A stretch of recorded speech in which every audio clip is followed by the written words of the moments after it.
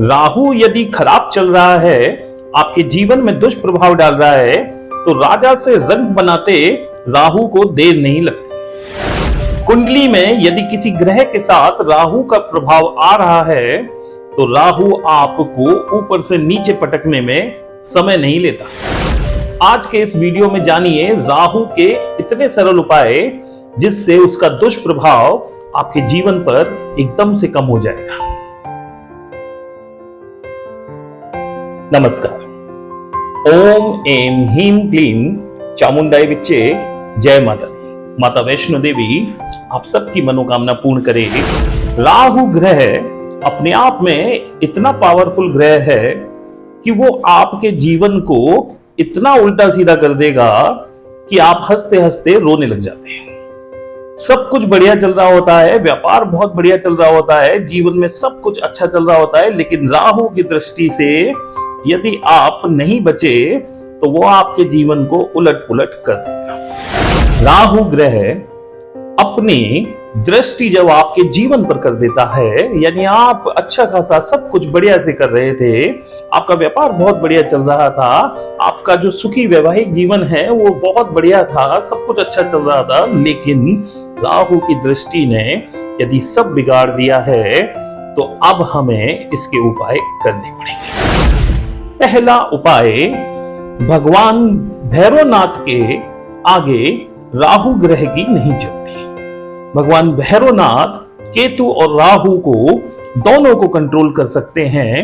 तो रविवार के दिन भगवान भैरवनाथ के दाल की कचौड़ी, उड़द की दाल की मिल जाए आपको, मूंग की दाल की कचौड़ी मिल जाए, कचौड़ी का भोग रविवार के दिन बाबा भैरवनाथ को लगाएं, राहु ग्रह के दुष्प्रभाव एकदम से कम होने लग जाएंगे।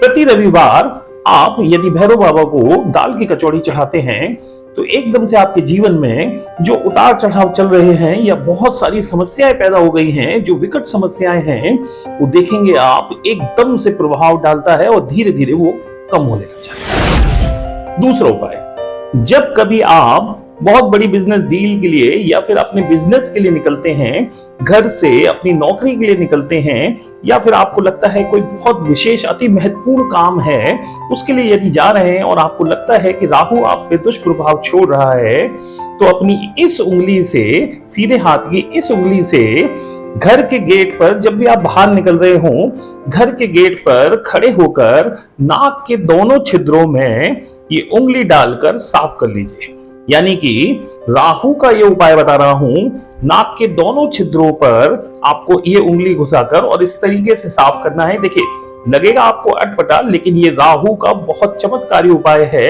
यदि आपके रोक टोक बहुत लगती है, काम एकदम से बिगड़ जाता है, तो इस उंगली से नाक के दोनों छिद्रों को आपको साफ करना है। घर के मेन गेट पर, यानी कि जब आप घर के मेन गेट पर खड़े हैं या फिर आप अपने फ्लैट के गेट पे खड़े हैं, तो फ्लैट का गेट बंद करके और आप इस उंगली से नाक के दोनों छिद्रों को साफ करके निकलिएगा, यदि आप बहुत महत्वपूर्ण काम से जा रहे हैं।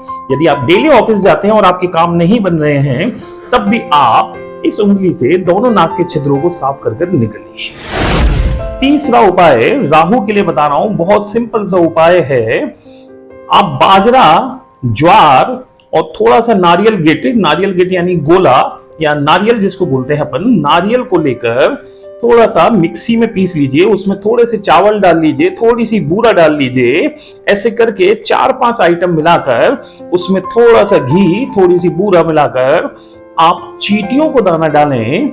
ये राहु का बहुत बहुत बहुत सरल उपाय है और बहुत जल्दी प्रभाव करता है।